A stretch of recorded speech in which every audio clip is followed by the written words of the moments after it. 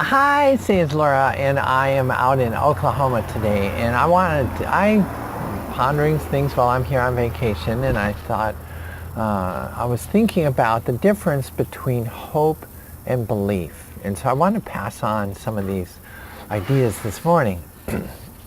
To me, a hope is a wish. It's a thing that you would love to have $1 million if someone could bonk and hand it to you, but it's not something that you're anxious to work towards.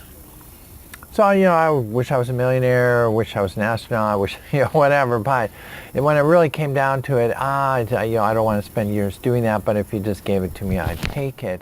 It's kind of a wish versus belief, where it is something that you believe that you want to work towards. So I want you to think this morning about something that you have tried in the past and didn't do, or something you want to do that you didn't do.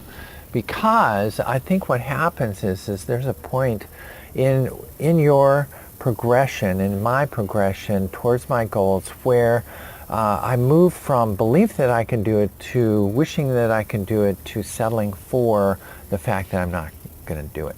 And often, and a lot of people that I talk to, people at the party last night and others, that it's like, no, this is the way life is. It's like, well, that's interesting. I don't believe it, but it is interesting. So let me go through this kind of a little graduated thing on belief and hope, because imagine you and I were sitting next to each other and I said, hey, I have the resources and the time and the effort, and I'm going to coach you, and we are going to go from here towards your goal, and I know I have the people and parts around me to get you to your goal in 2 months, and all you have to do is do what I say for 2 months, and then this big dream of yours is going to be there. Would you do it? I think almost anybody would just like, yeah, I believe you got all the resources. Yeah, I would love to do that.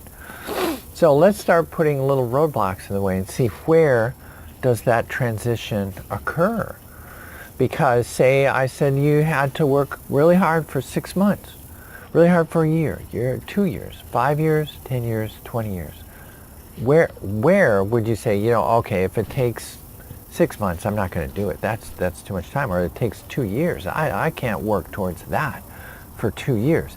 Even if, now think of this, even if I guaranteed after 2 years, I guarantee that if you work towards this for 2 years, you're going to reach it, would you go for it? Now, somewhere in there is the dividing line.